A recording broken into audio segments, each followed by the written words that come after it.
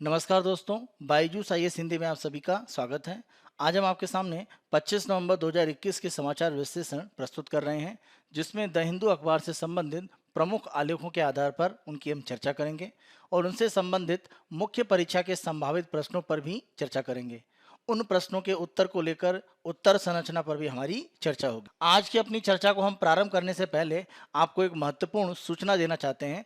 Byju's IAS की तरफ से एक राष्ट्रीय स्तर पर नेशनल स्कॉलरशिप टेस्ट आयोजित किया जा रहा है। इसका आयोजन आगामी 28 नवंबर 2021 को सुबह 11 बजे किया जाएगा, यानी आगामी रविवार को सुबह 11 बजे इसे आयोजित किया जाएगा। इस टेस्ट को ऑनलाइन रूप में आयोजित किया जाएगा और 2 घंटे की समयावधि होगी। बायजूस आईएएस की तरफ से आयोजित होने वाली इस स्कॉलरशिप टेस्ट में भाग लेकर आप 90% तक स्कॉलरशिप जीत सकते हैं और बायजूस आईएएस के विषय विशेषज्ञों के माध्यम से सिविल सेवा परीक्षा की अपनी तैयारी को उत्कृष्ट स्तर तक ले जा सकते हैं, जो आपको अंतिम रूप में चयन दिलाने में एक महत्वपूर्ण भूमिका निभाएगी। आप लोग ध्यान रखें, इस स्कॉलरशिप टेस्ट में भाग लेने के लिए आप अपना आवेदन 27 नवंबर तक कर सकते हैं, यानी शनिवार को शाम को 6 बजे तक आप आवेदन अंतिम रूप में कर सकते हैं। इस स्कॉलरशिप टेस्ट में भाग लेने के लिए आप अपने आवेदन को जल्द से जल्द पूरा करें और 90% तक स्कॉलरशिप जीतने के अवसर का लाभ उठाएं। इस स्कॉलरशिप टेस्ट में भाग लेने के लिए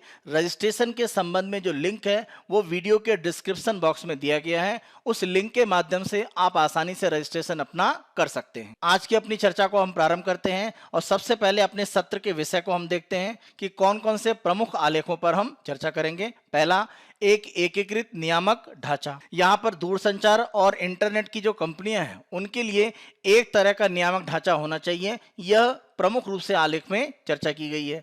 दूसरा हमारा आलेख राष्ट्रीय परिवार स्वास्थ्य सर्वेक्षण 5 के जो आंकड़े आए हैं उनके संबंध में है। तीसरे आलेख में भारत में अर्थव्यवस्था की जो रिकवरी हो रही है, जो पुनः प्राप्ति हो रही है कोविड-19 के बाद, माना जा रहा था कि उसका आकार वी रूप में है, लेकिन अब माना जा रहा है कि वी की जगह इसकी जो यहाँ पर अर्थव्यवस्था की रिकवरी या पुनः प्राप्ति है वो के आकार की है। इसी संबंध में हम आलेख में चर्चा करेंगे। सरकार द्वारा विकसित एक खाद्य संकट, ये हमारे पड़ोसी देश श्रीलंका के संबंध में है, लेकिन एक सामान्य रूप में आप देख सकते हैं कि किसी भी देश में अगर कोई बड़ा फैसला किसी भी अर्थव्यवस्था के भाग में किया जाता है परिणामों की चिंता किए बिना, तो इस तरह की स्थिति बन सकती है, तो हम ये चर्चा करेंगे। अंतिम हमारा आलेख यूरोप में कोविड-19 का जो प्रकोप तेजी से फिर से फैल रहा है, खास तौर से जो डेल्टा वेरिएंट है कोविड-19 का, उसके कारण उस पर हम चर्चा करेंगे। और अंत में हमारी चर्चा के आधार पर मुख्य परीक्षा के जो संभावित प्रश्न होंगे उस पर हम चर्चा करेंगे और उसकी उत्तर संरचना पर भी आपको हम विस्तृत रूप में बताएंगे। आज के अपने सत्र को हम प्रारंभ करते हैं और अपना पहला यहाँ पर आलेख लेते हैं, जो पेज नंबर 7 पर जीएस पेपर 2 में गवर्नेंस से प्रमुख रूप से संबंधित है। यहाँ पर प्रमुख रूप से भारत में जो भी दूर संचार की कंपनियां काम कर रही हैं और साथ साथ जो भारत में इंटरनेट की कंपनियां काम कर रही हैं, उन सभी के लिए माना यह जा रहा है कि जो नियम कानून है उनमें एक समानता होनी चाहिए। अभी इस तरह की एक समानता नहीं है। इसी कारण से इन दोनों क्षेत्रों में जो प्रतिस्पर्धा बढ़ रही है, एक दूसरे का ये जो उपयोग करते हैं, उसमें कुछ समस्याएं भविष्य में आ सकती हैं। इसी आधार पर आलेख में कहा गया है यूनिफाइड रेगुलेटरी फ्रेमवर्क। इसीलिए यहाँ पर एक ऐसे ढांचे की आवश्यकता है जिसमें इंटरनेट कंपनियां और दूर संचार कंपनियां दोनों समान रूप से कार्य कर सके, किसी को भी किसी दूसरे के ऊपर अधिक वरीयता ना प्राप्त हो पाए। यहाँ पर हमें ध्यान रखने की आवश्यकता है कि भविष्य में हम 5G टेक्नोलॉजी की ओर बढ़ने वाले हैं और 5G टेक्नोलॉजी पर जब हम बढ़ेंगे तो माना जा रहा है कि दूरसंचार की कंपनियां और जो इंटरनेट की प्रमुख कंपनियां हैं उनके बीच में एक तरह से प्रतिस्पर्धा भी बढ़ेगी और एक दूसरे के ये पूरक के रूप में भी काम करेंगे। तो दोनों आपस में अगर प्रतिस्पर्धी हैं और एक दूसरे के पूरक भी हैं, तो यहाँ पर हमें जो नियम है इनके लिए या जो भी इनके लिए कानूनी व्यवस्था है वो एक रूप में लानी पड़ेगी। इस तरह की आवश्यकता भविष्य के लिए महसूस की जा रही है। जैसे आप सामान्य रूप में देखें कि कोई भी टेलीकॉम ऑपरेटर आप ले लीजिए, आप रिलायंस जियो की बात कर सकते हैं, एयरटेल की बात कर सकते हैं, तो ये जो टेलीकॉम ऑपरेटर हैं और अगर इंटरनेट के आधार पर प्रमुख रूप से जो कंपनियां संचालित हो रही हैं, जैसे हम गूगल की बात करें, तो यहाँ पर दोनों के लिए आपस में वो एक दूसरे के साथ प्रतिस्पर्धा में भी आ जा रहे हैं और एक दूसरे के पूरक के रूप में भी हैं। जब हम पूरक मूल्य नेटवर्क या वॉल गार्डन की बात करते हैं तो इसका मतलब ये है कि जो भी नेटवर्क ऑपरेटर हैं, जो हैंडसेट निर्माता कंपनियां हैं या प्लेटफॉर्म विक्रेता हैं, प्लेटफॉर्म विक्रेता मतलब हम ओवर द टॉप प्लेटफॉर्म की बात करते हैं, ओटीटी की, और साथ साथ सामग्री प्रदाता यानी जो कंटेंट बनाने वाले हैं ओटीटी पर, वो सभी अगर हम देखें तो उनको एक साथ लाकर एक जगह रखा जाता है। तो इसको हम बोलते हैं वॉल गार्डन, यानी चारों तरफ से बंद करके एक ऐसा यहाँ पर तंत्र बनाना जहाँ पर एक ही कंपनी से संबंधित अलग अलग जो भाग हैं वो यहाँ पर काम करते हैं। यानी किसी एक कंपनी का कोई ओटीटी प्लेटफॉर्म हो सकता है, उसी कंपनी से संबंधित कोई मोबाइल निर्माण करने की एक संस्था हो सकती है, इसी कंपनी के साथ जुड़ा हुआ कोई ऐसा तंत्र हो सकता है जो कंटेंट बनाने का काम भी करता हो ओटीटी के लिए। तो ये सारे एक ही जगह ले आए जाते हैं। तो जब भी इस तरह का काम होता है तो ये कहा जाता है वैल्यू एडिट करना या एक तरह से पूरक मूल्य नेटवर्क बनाना। तो यहाँ पर अगर हम देखें तो बहुत सारी कंपनियों ने इस तरह के काम करे हैं। जैसे अगर हम एप्पल की बात करें तो उन्होंने AT&T कंपनी के साथ मिलकर एक तरह से आईफोन के संबंध में अलग अलग जो सुविधाएं उनमें दी जा सकती हैं, खास तौर से अगर हम एप्पल स्टोर की बात करें, जैसे गूगल के लिए प्ले स्टोर है उसी तरह से आपका एप्पल का एप्पल स्टोर, तो वो सुविधा देकर एप्पल ने अपनी एक तरह से जो सुविधाएं हैं वो एंड्रॉयड के जो उपभोक्ता हैं उनसे अलग कर लिया। तो इस तरह का जो तंत्र है वो बड़ी बड़ी कंपनियों के द्वारा विकसित किया गया और ये प्रमुख रूप से माना गया कि जो दूरसंचार कंपनियां हैं और जो इंटरनेट कंपनियां हैं उनके बीच में साझेदारी के रूप में विकसित हुई। यहाँ पर AT&T कंपनी के साथ में एप्पल ने मिलकर अपने लिए एक अलग से पूरक मूल्य नेटवर्क बना लिया। अब यही काम कोई दूसरी भी कंपनी कर सकती है किसी दूसरे दूरसंचार कंपनी के साथ जुड़कर। और इसी तरह की स्थिति अगर हम भारत में देखें तो रिलायंस जियो के द्वारा भी विकसित की जा रही है, जहां पर रिलायंस जियो ने गूगल के साथ यहां पर एक समझौता कर लिया है। यानी रिलायंस जियो का जो आने वाला नया हैंडसेट है उसमें जो कनेक्टिविटी की बात करें या अलग अलग एप्लीकेशन की बात करें, उसके लिए उन्होंने गूगल के साथ समझौता किया है। जियो का जो आगामी आने वाला फोन है जियो फोन नेक्स्ट, उसके लिए माना जा रहा है कि गूगल के द्वारा वहां पर प्रमुख रूप से सुविधाएं दी जाएंगी। तो जियो का जो दूरसंचार नेटवर्क है वो गूगल जो इंटरनेट कंपनी है उसके साथ मिलकर अपने लिए अलग से एक तंत्र यहां पर बना रहा है। रिलायंस के द्वारा जो तंत्र एक बनाया जा रहा है गूगल के माध्यम से, और एप्पल ने AT&T के साथ में जो बनाया था उसको हमने एक नाम दिया था वॉल गार्डन। तो इस तरह का जो वॉल गार्डन बोला जाता है उसका मतलब यह है कि आप एक तंत्र के अंदर अलग अलग सुविधाएं देते हैं और जो अलग अलग सुविधाएं देते हैं उसमें एक किसी कंपनी को वहां पर प्रमुख भूमिका दी जाती है। आप ध्यान रखें, जैसा एप्पल ने AT&T के साथ में मिलकर एक अलग से तंत्र बनाया और जैसा रिलायंस जियो गूगल के साथ मिलकर करने का प्रयास कर रहा है, तो ये दोनों जो तंत्र हैं वहां पर हम देखें तो प्रमुख भूमिका किसकी है, एप्पल की और रिलायंस जियो की। तो माना जाता है कि इस तरह का जो तंत्र बनता है जिसको हमने वॉल गार्डन की बात करी थी, आप ध्यान रखें वॉल गार्डन या दीवार के साथ में जो बगीचा है ये एक पर्यायवाची शब्द उपयोग किया जा रहा है। यानी इस बगीचे के अंदर जो अलग अलग सुविधाएं तकनीकी हैं वो विशेष कंपनी के द्वारा मिलकर तैयार की गई हैं और इनका उपयोग वो अपने उपभोक्ताओं के लाभ के लिए करवाते हैं।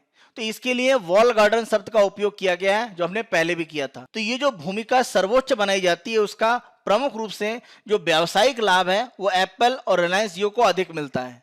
तो यहाँ पर जो कंपनियां ज्यादा निवेश कर सकती हैं, ज्यादा साझेदारी कर सकती हैं, उनके द्वारा अपना अलग से तंत्र बनाकर अपनी भूमिका को सर्वोच्च कर लिया जाता है, जैसा एप्पल ने किया और रिलायंस जियो कर रहा है। तो ये स्थितियां एक तरह से दूरसंचार कंपनियां और इंटरनेट कंपनियों के बीच में जो साझेदारी है उसमें कुछ कंपनियों को बहुत लाभ की स्थिति में ले आती है और कुछ को बहुत घाटे में। इसको दूर कैसे किया जा सकता है? दूर करने का एक ही तरीका है कि इनको नियंत्रित करने के लिए एक ऐसे नियम बने, ऐसी कानूनी व्यवस्था लाई जाए जिससे कि समान रूप से नियम दोनों पर लागू हों, जिससे कि दोनों इस तरह से काम करें कि किसी भी एक तंत्र को यानी दूरसंचार कंपनी और इंटरनेट कंपनी की जो साझेदारियां हैं उनको किसी एक को ज्यादा लाभ ना हो, सभी को बराबर रूप से आगे बढ़ने के अवसर प्राप्त हों। इंटरनेट कंपनियां और दूरसंचार कंपनियों की जो साझेदारी है उसके कारण से जो अलग अलग तंत्र बन रहे हैं, जैसे एप्पल ने बनाया और रिलायंस जियो बना रहा है, तो उससे प्रतिस्पर्धा का एक नया तत्व है वो दूरसंचार और इंटरनेट कंपनियों के बीच में विकसित हो रहा है। दूरसंचार कंपनियों और इंटरनेट कंपनियों के बीच में जब हम चर्चा करते हैं तो एक प्रमुख जो सिद्धांत आता है वो है नेट तटस्थता का, जिसको हम नेट न्यूट्रलिटी बोलते हैं। उदाहरण के रूप में अगर हम देखें तो हम ओटीटी प्लेटफॉर्म नेटफ्लिक्स और अमेजन प्राइम की बात करते हैं। मान लीजिए एयरटेल का अमेजन प्राइम के साथ समझौता है, तो अमेजन प्राइम एयरटेल के अपने जो ग्राहक हैं उनको सुविधाएं अच्छी देता है, लेकिन नेटफ्लिक्स की कनेक्टिविटी मान लीजिए अच्छी नहीं आती है, वहां पर कंटेंट की जो क्वालिटी है बहुत खराब है। जबकि जियो में अगर हम देखें तो नेटफ्लिक्स अच्छा आ रहा है, जबकि अमेजन प्राइम की क्वालिटी खराब है। अगर दोनों कंपनियां नेट तटस्थता का पालन नहीं करती हैं। नेट तटस्थता का मतलब यही है कि जियो हो चाहे एयरटेल हो, उसमें नेटफ्लिक्स हो, अमेजन प्राइम हो, कोई भी इस तरह का ओटीटी है, सभी को आप बराबर रूप से वहां पर कार्य करने की अनुमति देंगे। तो इस तरह का भेदभाव नहीं किया जाता है। लेकिन आप ध्यान रखें कि ये जो नेट न्यूट्रलिटी है, इसका प्रमुख रूप से उद्देश्य ये था कि जो दूरसंचार कंपनियां हैं वो इंटरनेट कंपनियों से बहुत ज्यादा राजस्व प्राप्त करने का प्रयास ना करें। क्योंकि ऐसा हो सकता है कि एयरटेल, अमेजन प्राइम, नेटफ्लिक्स दोनों से कहें कि अगर आप एक राजस्व हमको एक तय सीमा से ज्यादा नहीं देंगे तो हम आपके ओटीटी प्लेटफॉर्म को सही रूप से नेटवर्क नहीं देंगे। तो ये एक तरह से नेट न्यूट्रलिटी के माध्यम से सुनिश्चित किया गया कि इस तरह से दूरसंचार कंपनियां इंटरनेट कंपनियों से राजस्व की प्राप्ति ना कर पाएं। तो ये नेट न्यूट्रलिटी के माध्यम से किया गया, यानी इंटरनेट पर सभी को बराबर रूप से काम करने के अवसर दिए जाएंगे। दूरसंचार कंपनियों को लेकर जो हमने नेट न्यूट्रलिटी की बात करी, नेट तटस्थता की बात करी, वो सिद्धांत लागू है। लेकिन जैसे ही हम इंटरनेट कंपनियों की बात करते हैं, ये नेट न्यूट्रलिटी अभी इन पर लागू नहीं है और इसका दुरुपयोग भी हो रहा है। जैसे अगर हम उदाहरण देखें तो जब भी आप प्रमुख रूप से इंटरनेट को सर्च कर रहे होते हैं, किसी ब्राउजर के रूप में आप कोई कंटेंट वर्ल्ड वाइड वेब पर देखना चाहते हैं, तो प्रमुख रूप से आप देखें कि गूगल का जो क्रोम ब्राउजर है उसका आप सामान्य रूप में उपयोग करते हैं। और इस तरह के आरोप गूगल पर लगते रहे हैं कि वो किसी विशेष एक तरह से जो संस्थाएं हैं, विशेष कंपनियां हैं, उनके कंटेंट को वरीयता देती हैं। जैसे जब भी आप कोई सर्च करते हैं, कोई भी शब्द एक सर्च करते हैं, तो एक सीक्वेंस में आप देखें अलग अलग वेबसाइट आपको दिखाई जाती हैं। तो ये सीक्वेंस किस आधार पर आता है? तो ये गूगल के द्वारा या जो क्रोम ब्राउजर है वो एक तरह से निर्धारित करता है। तो माना यह जाता है कि जो इंटरनेट कंपनियां हैं वो भी नेट न्यूट्रलिटी का पालन अब नहीं कर रही हैं। अगर हम पिछले लगभग 10 साल के अंदर जो विकास हुआ इंटरनेट का उसमें देखें, और जो भी इंटरनेट पर कंटेंट इनके द्वारा दिखाया जा रहा है, इसमें जो खोज के परिणाम होते हैं, हम जो सर्च कर रहे हैं, जो रिजल्ट आता है, उसमें हेरफेर करने की एक संभावनाएं बनती हैं। यही आधार है प्रमुख रूप से कहने का कि अगर हम नेट न्यूट्रलिटी, नेट पर तटस्थता की बात करते हैं दूरसंचार कंपनियों के लिए, तो ये इंटरनेट कंपनियों पर भी लागू होना चाहिए। चर्चा के आधार पर हम प्रमुख रूप से कह सकते हैं कि जो दूरसंचार कंपनियां हैं और जो इंटरनेट कंपनियां, इनके बीच में जो नियामक है उसकी समानता आवश्यक है। और खास तौर पर अगर हम देखें, अगर हम यूएसए और भारत के इन दोनों बाजार में तुलना करके देखें, तो जैसा अमेरिका में भी है और भारत में भी है, जो हम दूरसंचार की बात करते हैं तो आप देखें हमारे यहाँ ट्राई जो संस्था है वो नियामक के रूप में कार्य करती है। लेकिन जैसे ही इंटरनेट कंपनियों की बात करते हैं और उनके बीच में आपस में जो प्रतिस्पर्धा होती है, उसको ट्राई की जगह अगर हम देखें तो प्रमुख रूप से भारत में जो संस्था है भारतीय प्रतिस्पर्धा आयोग, यानी कंपटीशन कमीशन ऑफ इंडिया। तो जो भारतीय प्रतिस्पर्धा आयोग है, अगर गूगल के क्रोम ब्राउजर के द्वारा किसी विशेष कंपनी के काम को रोका जाता है या किसी विशेष कंपनी के विज्ञापन को वरीयता दी जाती है, तो ये प्रतिस्पर्धा को एक तरह से कमजोर करने का प्रयास होता है। तो इसके लिए भारतीय प्रतिस्पर्धा आयोग के द्वारा उनके ऊपर पेनल्टी लगाई जा सकती है, और इस तरह की पेनल्टी गूगल के क्रोम ब्राउजर पर लगाई भी गई है। हमें ध्यान रखना होगा कि अमेरिका और भारत दोनों जगह इंटरनेट कंपनियों के बाजार में काम करने का जो तरीका है उसको नियंत्रित करने के लिए प्रमुख रूप से वहां पर प्रतिस्पर्धा को नियंत्रित करने वाली जो संस्थाएं हैं वो उत्तरदायी हैं। जैसे भारत में हमने बात करी भारतीय प्रतिस्पर्धा आयोग। इसीलिए हमें आवश्यक है कि इंटरनेट कंपनियां और दूरसंचार कंपनियां, इनके लिए हमें एकीकृत रूप में एक नियामक ढांचे को लाना चाहिए। और इस तरह का ढांचा अगर हम देखें तो यूरोपीय संघ में दिखाई देता है, तो उससे सीख लेते हुए भारत में भी इस तरह का तंत्र बनाने की आवश्यकता है।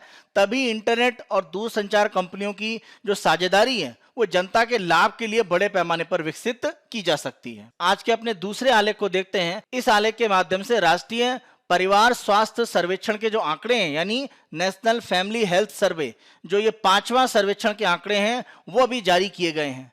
और पिछले आंकड़े से तुलना करने में भारत में स्वास्थ्य क्षेत्र में जो अलग अलग सुधार या परिवर्तन है वो प्रमुख रूप से यहाँ पर बताए गए हैं, और किस तरह से और परिवर्तन भविष्य में करने की आवश्यकताएं हैं वो इन सर्वेक्षण के माध्यम से पता चल रहा है। यहाँ पर अगर हम इस सर्वेक्षण की बात करें, राष्ट्रीय परिवार स्वास्थ्य सर्वेक्षण, तो ये भारत में घरों के प्रतिनिधि नमूने के आधार पर सर्वेक्षण करता है और कई चरण में ये सर्वेक्षण किया जाता है। घरों के प्रतिनिधि मतलब यानी हाउस होल्ड, घरों के आधार पर यह सर्वेक्षण किए जाते हैं।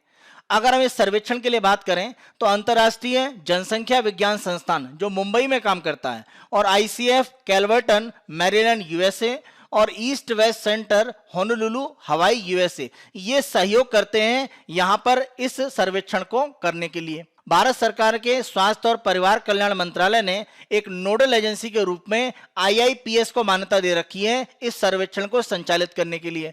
आईआईपीएस मतलब अंतर्राष्ट्रीय जनसंख्या विज्ञान संस्थान जो मुंबई में कार्य करता है। ध्यान रखें, नोडल एजेंसी के रूप में ये जो संस्था है अंतर्राष्ट्रीय जनसंख्या विज्ञान संस्थान, यह समन्वय और तकनीकी मार्गदर्शन इसमें प्रदान करता है।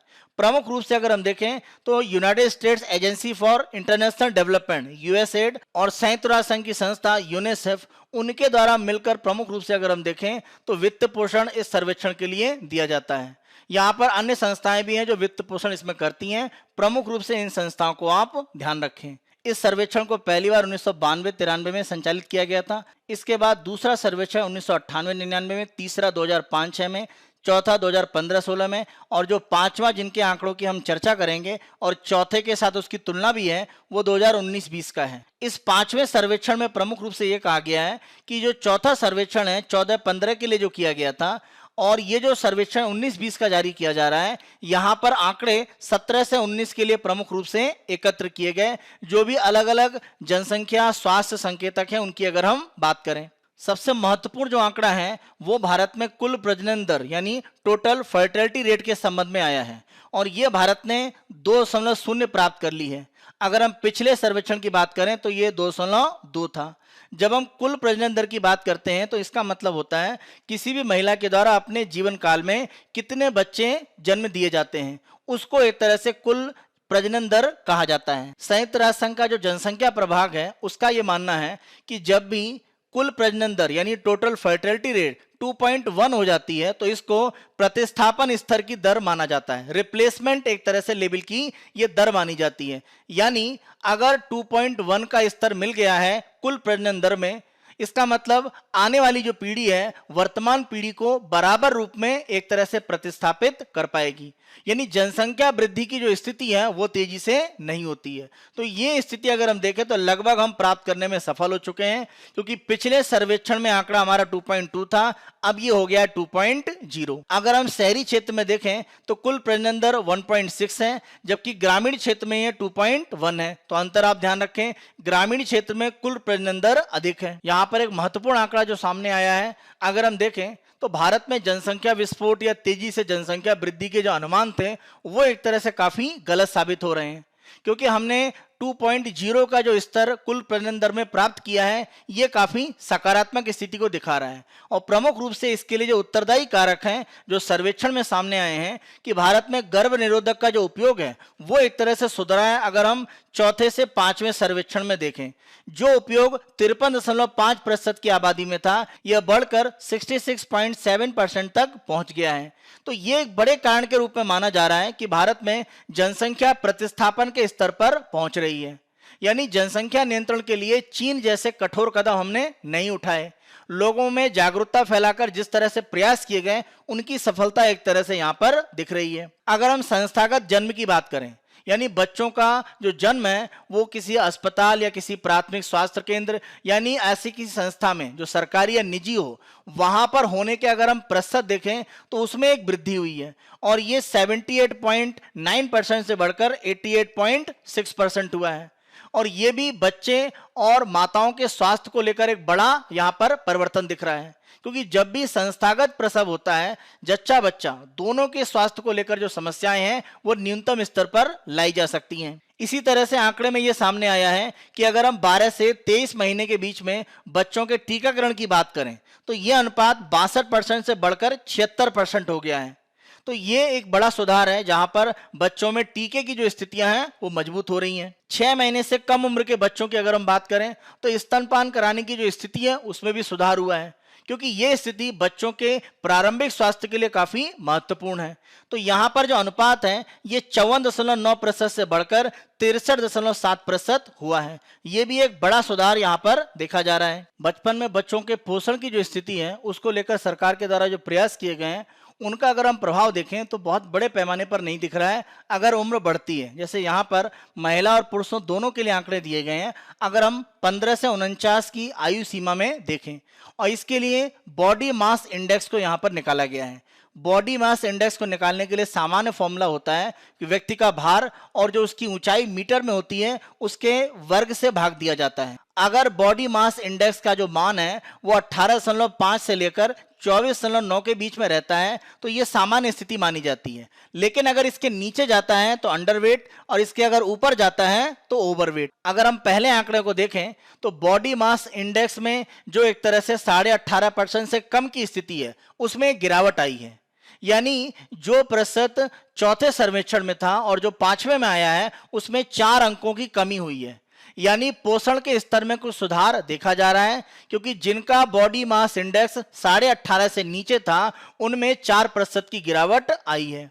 इसके विपरीत भारत में अधिक वजन वालों की अगर हम बात करें यानी जो ओवरवेट है, जिनका बॉडी मास इंडेक्स 24.9 से ज्यादा है, ऐसे लोगों की संख्या में 4% की वृद्धि हुई है। भारत में अधिक वजन की जो स्थिति है वो बढ़ती हुई दिख रही है और इसी कारण से हम देखें कि मोटापे की स्थिति और गैर संचारी रोग, जैसे अगर हम डायबिटीज की बात करें या अन्य प्रकार की जो बीमारियां जो गैर संचारी बीमारियां हैं उनका धीरे धीरे जो प्रचलन है वो बढ़ता जा रहा है। 6 माह से लेकर 5 वर्ष के बीच में जो बच्चे हैं उनमें एनीमिया की जो स्थिति है वो एक तरह से बढ़ी है। यानी 58% जो अनुपात था वो बढ़कर 67% हुआ है। बच्चों के साथ साथ अगर एनीमिया से ग्रसित हम पुरुषों और महिलाओं की बात करें जो 15 से 49 की आयु सीमा में आते हैं तो वहां पर भी आंकड़े बढ़े हैं।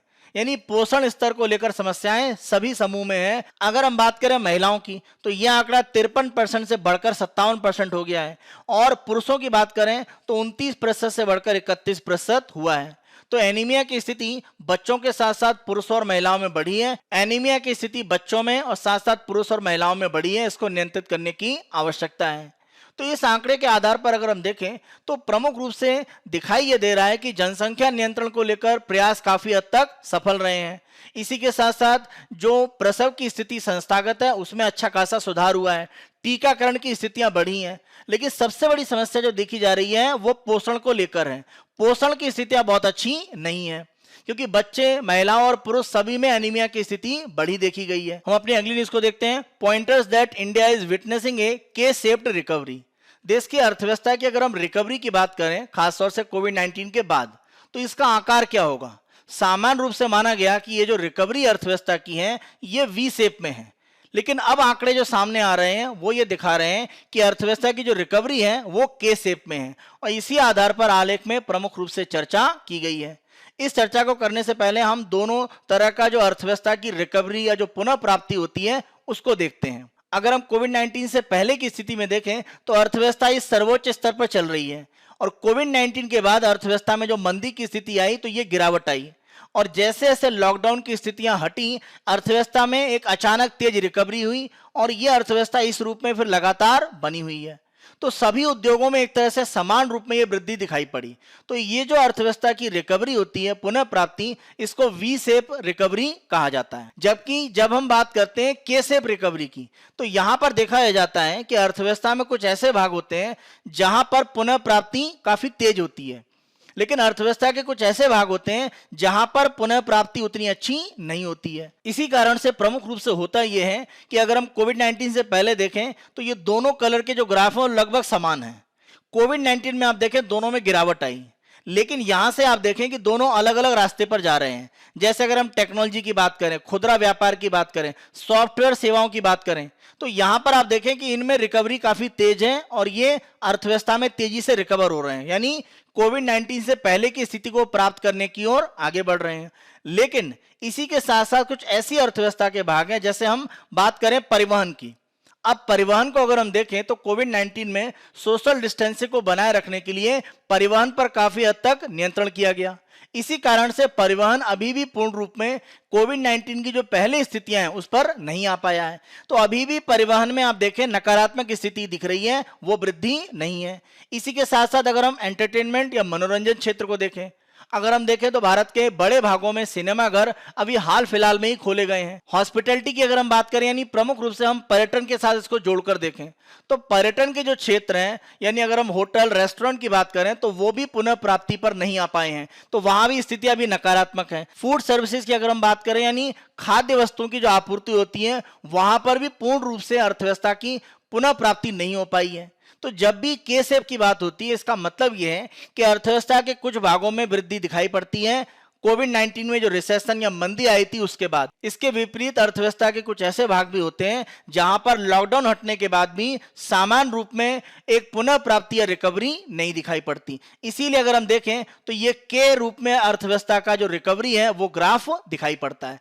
भारत के लिए माना जा रहा है कि हम वी शेप में नहीं, हम के शेप में अर्थव्यवस्था की रिकवरी को देख रहे हैं। इसे हम आलेख में प्रमुख रूप से चर्चा कर रहे हैं। जब हम भारत में बात करते हैं तो हमने प्रारंभ में वी शेप का रिकवरी माना, लेकिन अब यह माना जा रहा है कि ये वी की जगह के शेप में है, के का आकार इसमें आ रहा है। इसका कारण यह है कि अगर हम देखें कि अर्थव्यवस्था के अलग अलग जो समूह हैं, अलग अलग जो उद्योग हैं, उनमें समान रूप से रिकवरी नहीं हो रही है, समान रूप से पुनः प्राप्ति नहीं हो रही है।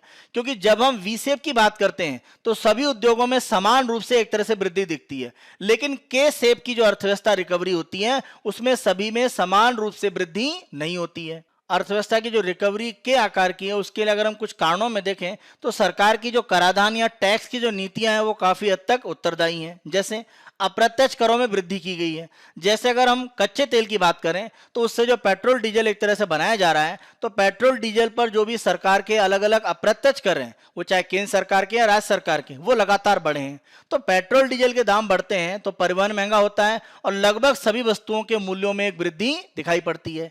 इसके विपरीत प्रत्यक्ष कर है, वहां पर कमी की गई है। जैसे अगर हम बात करें निगम कर की, कॉर्पोरेट टैक्स की, तो इसका प्रमुख रूप से अगर हम भार देखें तो वो जनता पर पड़ता है। यानी अगर पेट्रोल डीजल महंगा होगा तो सबसे ज्यादा आम जनता पर इसका प्रभाव पड़ेगा, क्योंकि वस्तुएं महंगी होंगी। अगर वस्तुएं महंगी होंगी तो यह मुद्रास्फीति की स्थिति को दिखाता है। जब भी अर्थव्यवस्था में मूल्य वृद्धि होती है या मुद्रास्फीति दिखती है, इसका असर यह होता है कि जो आवश्यक वस्तुएं हैं वहां पर जनसंख्या के द्वारा ज्यादा व्यय किया जाता है और उनके दाम बढ़े होते हैं। जैसे अगर हम सब्जियों की मूल्यों की बात करें तो वो महंगी है लेकिन आवश्यक है, तो लोग वहां व्यय कर रहे हैं। इसके विपरीत लोग गैर आवश्यक वस्तुएं, जिनको हम लग्जरी कह सकते हैं, वहां व्यय नहीं कर पाते हैं, क्योंकि आवश्यक वस्तुओं पर उनका व्यय बढ़ा होता है।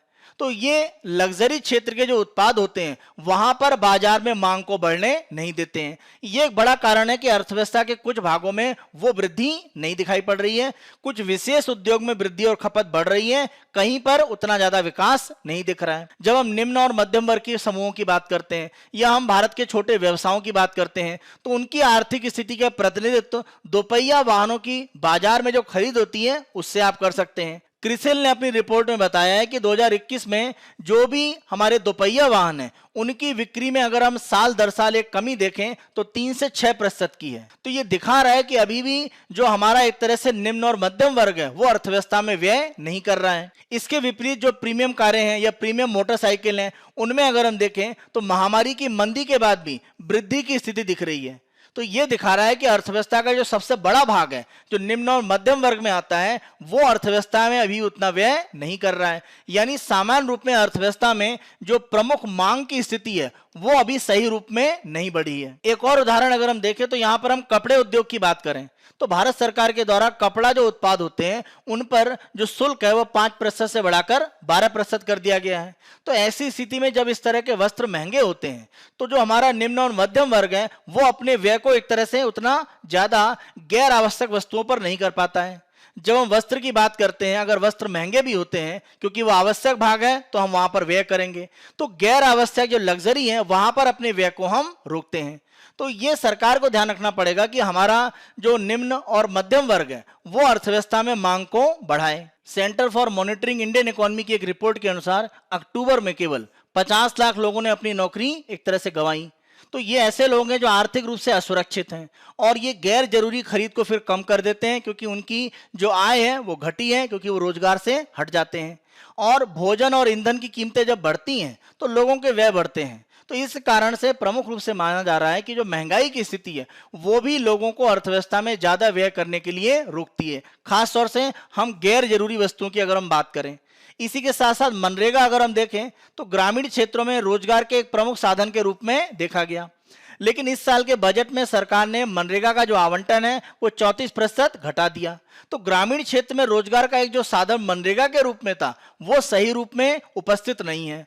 और आंकड़े आप देखें कि अभी मनरेगा के लिए अगर हम देखें तो लगभग दिसंबर, जनवरी, फरवरी, मार्च 4 महीने बचे हैं और मनरेगा का जो आवंटन किया गया था 21-22 के वित्तीय वर्ष के लिए वो समाप्त हो चुका है। तो ऐसी स्थिति में ग्रामीण क्षेत्र में अगर लोगों के पास रोजगार मनरेगा के रूप में जो मिलता था नहीं होगा तो उनके पास आय नहीं होगी, आय नहीं होगी तो अर्थव्यवस्था में मांग नहीं बढ़ेगी। तो ये वी शेप की अर्थव्यवस्था का जो रिकवरी है उसको एक तरह से के शेप की अर्थव्यवस्था रिकवरी में बदलता है। अगर हम भारत की तुलना में यूएसए और यूरोपीय अर्थव्यवस्थाओं की बात करें तो जो लोग वहां पर बेरोजगार हुए और जिन लोगों की अर्थव्यवस्था में एक तरह से मांग बढ़ाने में योगदान होता है उनको वहां पर प्रमुख रूप से आर्थिक सहायता दी गई। जैसे हम बेरोजगारों की बात करें या सामाजिक कल्याण की योजनाएं ज्यादा तेजी से बढ़ाई गई। तो अमेरिका, यूरोप में कोशिश ये थी कि निचले भाग से ऊपरी भाग तक अर्थव्यवस्था में लाभ दिया जाए, यानी जो निम्न वर्ग है और जो उच्च वर्ग है ऐसे क्रम में एक तरह से लाभ को बढ़ाया जाए। भारत में ये स्थितियां उतने रूप में नहीं है, इसी कारण से एक समस्या देखी जा रही है। आप ध्यान रखें, प्रसिद्ध अर्थशास्त्री जॉन मेनार्ड केनीज का यह मानना था कि जो भी एक तरह से सरकारी प्रोत्साहन और आर्थिक विकास है उसके बीच में एक बड़ा संबंध होता है और उन्होंने धन गुणक का भी एक अवधारणा दिया था कि पैसा किस तरह से मल्टीप्लाई अपने आप को करता है, अपने आप को तेजी से वृद्धि करता है। तो यहां पर प्रमुख रूप से तथ्य यह निकलता है कि जो भी मध्यम और निम्न मध्यम वर्ग होते हैं ये अर्थव्यवस्था में खर्च करने के लिए प्रमुख एक संभावित भाग होते हैं। इसके विपरीत अगर हम मध्यम उच्च वर्ग या उच्च वर्ग की बात करें तो ये बड़े पैमाने पर बचत करने की प्रवृत्ति में दिखते हैं। इसीलिए हमारी कोशिश ये होनी चाहिए कि मध्यम और निम्न मध्यम वर्ग का जो व्यक्ति है वो अर्थव्यवस्था में व्यय करे। इसके लिए सबसे बड़ी जरूरत है कि उसको रोजगार के रूप में या आय के साधन के रूप में या आर्थिक सहायता के रूप में कुछ साधन उपलब्ध कराया जाए, तभी वो अर्थव्यवस्था में व्यय करके अर्थव्यवस्था को आगे बढ़ाने का काम करेगा। यहाँ पर एक आंकड़ा ये दिया जाता है कि भारत का जो शेयर बाजार है और जो अन्य प्रकार के वित्तीय साधन है उनमें बहुत तेजी से वृद्धि हुई है। अगर हम पिछला 1 साल देखें, और ये बिल्कुल सही है कि हमारा शेयर बाजार बहुत तेजी से आगे बढ़ रहा है, लेकिन हमें यह देखने की आवश्यकता है कि यह हमारी अर्थव्यवस्था का एक सही रूप नहीं दर्शाता है। जब हम यह आंकड़ा देखते हैं कि देश में शेयर बाजार में कितने लोग पैसा लगाते हैं तो यह केवल 5% का आंकड़ा है और इसके आधार पर हम ये नहीं कह सकते हैं कि शेयर बाजार में जो उछाल है उसका लाभ देश की अर्थव्यवस्था के बड़े भाग को मिल रहा है। हम निम्न मध्यम वर्ग की बात करें या मध्यम वर्ग की बात करें तो सामान्य रूप से इस क्षेत्र में वो उतना बड़े पैमाने पर निवेश नहीं करता, क्योंकि अगर अर्थव्यवस्था में मूल्य वृद्धि होती है तो उनके पास कोई सुरक्षा उपाय नहीं है। तो निवेश शेयर बाजार में या वित्तीय बाजार में वही कर सकता है जिसके पास अगर मूल्य बढ़ते हैं देश में तो उससे बचाव के लिए कोई साधन हो। और जब भी निम्न मध्यम वर्ग की या मध्यम वर्ग की हम बात करते हैं तो मुद्रास्फीति से बचने के लिए उनके पास एक ही साधन है, वो उनकी आय है। और आय के साधन आप देखें कि अक्टूबर में ही 50 लाख नौकरियां गई हैं। तो ये स्थिति दिखा रही है कि आय के साधन हमें यहां बढ़ाने पड़ेंगे, तभी हम अर्थव्यवस्था को वी शेप की रिकवरी में मान सकते हैं, अन्यथा ये के शेप की अर्थव्यवस्था रिकवरी में धीरे धीरे बदल रहा है। प्रमुख रूप से सरकार को मध्यम और निम्न मध्यम वर्ग की जो सहायता है वो करने के लिए कार्य करना चाहिए। कोशिश ये होनी चाहिए कि सामाजिक कल्याण की जो योजनाएं हैं वो ज्यादा तेजी से आगे बढ़ाई जाएं और परिवार की आर्थिक सहायता, रोजगार के साधन और आय की जो सुनिश्चितता है वो करने की आवश्यकता है। कोशिश ये रहनी चाहिए कि जो प्रत्यक्ष कर है उनको बढ़ाया जाए। जैसे हम निगम कर की बात कर रहे हैं तो वहां पर एक वृद्धि हो सकती है। इसके विपरीत जो अप्रत्यक्ष कर है वहां पर हमें कमी करने की आवश्यकता है। जैसा सरकार ने पेट्रोल डीजल के दाम को घटाने के लिए केंद्र सरकार की तरफ से जो उत्पाद शुल्क लगता था उसमें कमी की है। कई राज्यों ने पेट्रोल डीजल पर लगने वाला जो वैट है उसमें कमी की है। तो ये मुद्रास्फीति को थोड़ा कमजोर करेगा। तो ये निम्न मध्यम वर्ग और जो हमारा मध्यम वर्ग है उसके लिए लाभ की स्थिति को बनाएगा। यहां सरकार को ध्यान देने की आवश्यकता है कि अप्रत्यक्ष करों की जो कमी है वो एक तरह से मुद्रास्फीति के नियंत्रण में एक बड़ा भाग बनाती है। और इस आधार पर प्रमुख रूप से अगर हम देखें तो हमारा जो मध्यम वर्ग और निम्न मध्यम वर्ग है उसको ज्यादा आर्थिक मदद मिल सकती है और वो अर्थव्यवस्था में मांग बढ़ाने के लिए एक प्रमुख उत्तरदायी कारक हो सकता है। तो यहां पर सरकार को प्रमुख रूप से प्रयास करने की आवश्यकता है। हम अपने अगले आलेख को देखते हैं और ये आलेख प्रमुख रूप से हमारे पड़ोसी देश श्रीलंका के संबंध में है कि वहां पर खाद्य सुरक्षा को लेकर एक संकट की स्थिति दिख रही है। तो इसे अर्थव्यवस्था में और आप आईआर यानी अंतर्राष्ट्रीय संबंध, इंटरनेशनल रिलेशन से भी जोड़ सकते हैं। प्रमुख रूप से अगर हम देखें तो जब हम जैविक खेती की बात करते हैं, यानी रासायनिक खादों का किसी भी तरह से उपयोग न करना, कोई भी रासायनिक भाग का खेती में उपयोग न करना, इससे इस तरह के अनुमान माने गए हैं कि जो भी फसल का उत्पादन होता है उसमें कमी आती है और यह वैज्ञानिक आधार पर सिद्ध किया गया है। अगर हम एक बड़े रूप के सर्वेक्षण के आंकड़े देखें तो माना यह जाता है कि जैविक कृषि प्रणालियों में उपज में 19 से 25% की कमी आती है। तो किसी भी देश में अगर 100% जैविक खेती की जाएगी तो वहां पैदावार में कमी आएगी। उसको नियंत्रित करने के लिए कुछ हमारे पास उपाय होने चाहिए, तभी हम पूरी तरह से जैविक खेती पर जा सकते हैं। अगर ऐसा नहीं होगा तो उस देश में खाद्य सुरक्षा संकट की स्थिति में हो सकती है। श्रीलंका में भी ऐसे ही कुछ स्थिति बन रही है।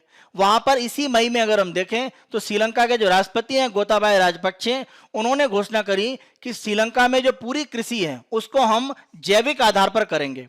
जब यह घोषणा की गई कि रासायनिक उर्वरक का उपयोग अब नहीं होगा, श्रीलंका में पूरी तरह से जैविक खेती की जाएगी, जैविक खाद का उपयोग किया जाएगा, तो उस समय वहां पर मई से अगस्त के बीच का जो फसल चक्र है जिसको याला कहा जाता है वो संचालित हो रहा था। तो किसान उस समय जो रासायनिक खाद उपलब्ध थी उनका उपयोग कर रहे थे। मई और अगस्त के बाद का जो फसल चक्र था वहां पर अगर हम खाद की बात करें तो वहां पर केवल और केवल जैविक खाद का उपयोग किया जाना था।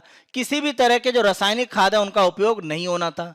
श्रीलंका सरकार ने यह भी कहा कि जैविक खेती पर जाने के कारण अगर किसी भी तरह के उत्पादन में कमी होती है तो किसान को जो भरपाई है वो आर्थिक सहायता के रूप में सरकार स्वयं करेगी।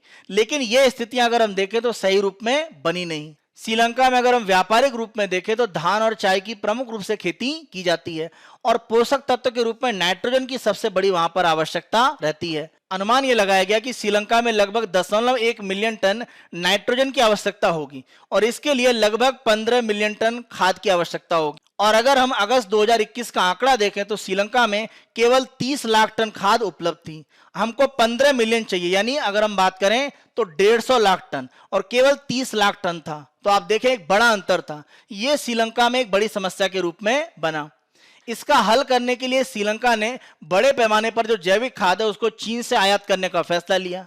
लेकिन जो चीन से आयात किया जा रहा है उसमें कुछ सूक्ष्म जीव थे, क्योंकि श्रीलंका ने शर्त रखी कोई सूक्ष्म जीव इस तरह के खाद में नहीं होने चाहिए।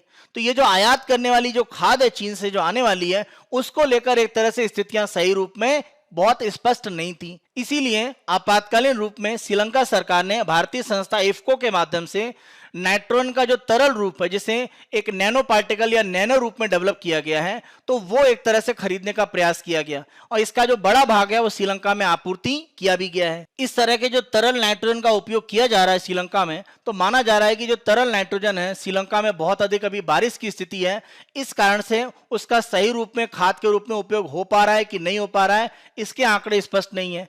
जो भी इस तरह की तरल नाइट्रोजन है ये कितनी एक तरह से लाभकारी होगी, कितना प्रभावी है, इसके आंकड़े बहुत स्पष्ट नहीं है। इस तरल नाइट्रोजन को जो इफ्को से आपूर्ति किया गया इसमें नैनो पार्टिकल हैं, तो ये किसी तरह की प्रदूषक या अन्य समस्याएं नहीं बनाएंगे, इसके प्रमाण नहीं है। ये कुछ समस्याएं देखी जा रही हैं श्रीलंका में। इसीलिए श्रीलंका सरकार को अपने यहाँ कम से कम धान और जो चाय के उत्पादक हैं उनके लिए नाइट्रोजन जो खाद के रूप में वो उपलब्ध कराने का प्रयास करना चाहिए और रासायनिक खाद को पूर्णतः समाप्त करना इसका विकल्प नहीं है।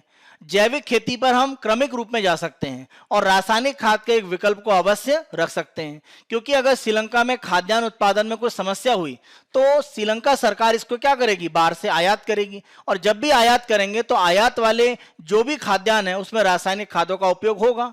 तो हम पूर्णतः रासायनिक खादों को अभी समाप्त नहीं कर सकते हैं। अगर ऐसा करेंगे तो खाद्यान्न उत्पादन में कमी आएगी।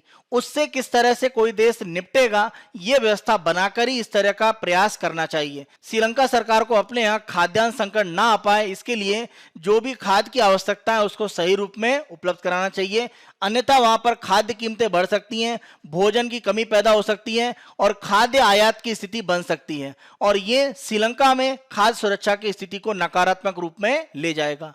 तो ये किसी भी देश के लिए एक तरह से कह सकते हैं उदाहरण हो सकता है कि आप जैविक खेती को जब बढ़ावा देते हैं तो विकल्प के रूप में आप ऐसा साधन बनाएं जिससे खाद्यान्न उत्पादन की स्थितियां सामान्य बनी रहें, खाद्य सुरक्षा पर कोई नकारात्मक प्रभाव ना पड़े। आज के हम अपने अंतिम आलेख पर आते हैं और ये यूरोप में जिस तरह से डेल्टा वेरिएंट के द्वारा एक कहर ढाया जा रहा है उसके संबंध में चर्चा की गई है। अगर हम यहाँ पर अक्टूबर के शुरुआत में देखें, प्रमुख रूप से 3 देशों में फैला हुआ था यूरोप में, और वर्तमान में डेल्टा वेरिएंट जो कोविड-19 का एक संस्करण है वो तेजी से फैलता जा रहा है। अगर हम पिछले सप्ताह के आंकड़े पूरे यूरोप के देखें तो 2 मिलियन यानी 20 लाख नए केस यहां पर देखे गए हैं, और ये कोविड-19 महामारी शुरू होने के बाद सबसे बड़ी संख्या मानी जा रही है। कोविड-19 से दुनिया में जितनी मृत्यु हुई है उसके आधे जो मामले हैं वो यूरोप से आ रहे हैं। ऑस्ट्रिया, नीदरलैंड, जर्मनी, डेनमार्क और नॉर्वे यहां पर सबसे अधिक केस आ रहे हैं। इतने केस कोविड-19 के शुरुआती समय में भी नहीं आए थे। तो ये स्थितियां एक तरह से काफी खतरनाक हैं। यहां पर अगर हम रोमानिया और यूक्रेन की बात करें तो यहां पर जो आंकड़े हैं वो रिकॉर्ड स्तर पर जा रहे हैं। यूरोप में टीकाकरण को कोविड-19 से बचाव का प्रमुख मार्ग माना गया। अन्य प्रकार के जो रास्ते उन पर उतना ध्यान नहीं दिया गया, जैसे सोशल डिस्टेंसिंग की बात करें तो यहां पर लोगों को टीके जरूर लगे हैं, लेकिन जो पूर्वी यूरोप के देश हैं वहां पर टीकाकरण उतने बड़े पैमाने पर नहीं किया गया, और जिनको टीका लगा भी है उनको अगर हम देखें तो अस्पतालों में भर्ती होने और उनके संक्रमित होने की स्थितियां भी दिख रही हैं। ये अलग बात है कि उनमें मृत्यु के मामले घटे हैं, यानी जिन लोगों ने कोविड-19 की वैक्सीन नहीं ली थी उनमें मृत्यु की ज्यादा घटनाएं देखी जा रही हैं। ये जरूर एक लाभ है। माना यह जा रहा है कि जिन देशों में 2 वैक्सीन की खुराक दी गई है वहां पर लोगों को बूस्टर खुराक देने की भी आवश्यकता है। WHO की अगर हम बात करें तो उन्होंने 2 वैक्सीन लेने वाले जो व्यक्ति हैं उनको बूस्टर जो डोज है वो देने के लिए एक तरह से अभी रोक लगा रखी है। उनका मानना है कि अगर ऐसा किया जाता है तो विकासशील देशों में वैक्सीन की कमी हो सकती है। लेकिन अब WHO का यह कहना है कि जो लोग प्राथमिकता के साथ बूस्टर डोज जिनको देना आवश्यक हो गया है उन लोगों को इस तरह की बूस्टर डोज दी जा सकती है। यूरोप में जिस तरह से डेल्टा वेरिएंट ने कहर ढाया हुआ है उसका सबसे बड़ा कारण यह माना गया है कि यूरोप में केवल टीके को एक बड़ा उपाय मान लिया गया कि इससे कोविड-19 का प्रसार रोका जा सकता है, और वहां पर सोशल डिस्टेंसिंग को लगभग एक तरह से पूर्ण रूप में स्वीकार नहीं किया गया। लोगों के द्वारा मास्क पहनना, शारीरिक दूरी रखना और सीमित स्थानों पर वायु संचरण को बेहतर करना, इस तरह के जो उपाय हैं वो यूरोप में बड़े पैमाने पर लागू नहीं हुए। ये बड़ा कारण माना जा रहा है कि यूरोप में केस इतनी तेजी से बढ़े हैं। ये सारे उपाय अपनाना भी कोविड-19 से बचाव की स्थिति को मजबूत करेगा। केवल टीके पर हम आधारित नहीं रह सकते हैं। ये गलती यूरोप ने करी और उसका खामियाजा वो भुगत रहे हैं। हमारी इसी चर्चा के आधार पर मुख्य परीक्षा के प्रश्न देखते हैं। पहला प्रश्न, राष्ट्रीय परिवार स्वास्थ्य सर्वेक्षण 5 के आंकड़ों के आधार पर देश के स्वास्थ्य देखभाल तंत्र का आलोचनात्मक विश्लेषण करें। 250 शब्दों का प्रश्न है, 15 अंकों का। इस सर्वेक्षण के संबंध में जो प्राथमिक बातें हैं वो आपको भूमिका में बतानी है। मुख्य भाग में आप बताएंगे प्रमुख आंकड़ों की जो तुलनात्मक चर्चा की गई है वो आप बताएं। स्वास्थ्य क्षेत्र में कमी और सुधार के जो पक्ष हैं वो आपको बताना है, जैसे जनसंख्या नियंत्रण पर अच्छा सुधार है। इसी के साथ साथ अगर टीकाकरण को देखें वहां पर भी सुधार है, लेकिन जब हम बात करते हैं पोषण के स्तर तो वहां पर उतना बेहतर सुधार नहीं है। जो स्थितियां सुधरी हैं और जहां पर अभी कमी दिख रही है दोनों को आपको बताना है, और आवश्यक सुधार क्या हो सकते हैं उपाय के रूप में वो भी आप बताएं। निष्कर्ष में आप बताएंगे कि आंकड़ों का उपयोग प्रभावी सुधारों को लक्षित क्षेत्रों में करने के लिए उपयोग किया जाता है। तो इस तरह के सर्वेक्षण का महत्व क्या है वो निष्कर्ष में आप बता सकते हैं। आज का दूसरा प्रश्न देखते हैं। भारत के दूरसंचार क्षेत्र में दूरसंचार कंपनियों और इंटरनेट कंपनियों के लिए समान नियामक नीति बनाने की आवश्यकता है। अपने पक्ष को सही ठहराने के लिए कारण दीजिए। 250 शब्दों में 15 अंकों का यह प्रश्न है। उत्तर संरचना को हम देखते हैं। भूमिका, दूरसंचार और इंटरनेट कंपनियों के कार्यों में आपसी साझेदारी एकल नियामक को आवश्यक बनाते हैं। तो दोनों में जिस तरह कार्यों में साझेदारी हो रही है, आपस में प्रतिस्पर्धा, एक दूसरे के पूरक बन रहे हैं, इसी कारण से प्रमुख रूप से एकल नियामक या एक नियम होने की इन दोनों के लिए आवश्यकता है। मुख्य भाग में आप बताएंगे दूरसंचार और इंटरनेट कंपनियों के बीच में प्रतिस्पर्धा और आपस में सहयोग की आवश्यकता क्या है वो आप बताएं, क्योंकि यही आधार है कि एकल नियामक की बात की जा रही है। निष्कर्ष में आप बताएंगे कि भविष्य की 5G तकनीकी के प्रभाव से एकल नियामक की जो आवश्यकता है वो और बढ़ जाती है, क्योंकि जैसे जैसे इंटरनेट का उपयोग बढ़ेगा, दूरसंचार का और बेहतर उपयोग होगा, इस तरह से एकल नियामक की आवश्यकता और बढ़ेगी। इसीलिए इस तरह के एकल नियामक की आवश्यकता भारत में है। ये हमारा 25 नवंबर 2021 का समाचार विश्लेषण था। आने वाले दिनों में अन्य दिनों के समाचार विश्लेषण हम आपको इसी तरह से उपलब्ध कराते रहेंगे। बायजूस आईएएस हिंदी को आप बहुत अधिक पसंद कर रहे हैं। अधिक से अधिक संख्या में लाइक, शेयर और सब्सक्राइब अवश्य करें। धन्यवाद।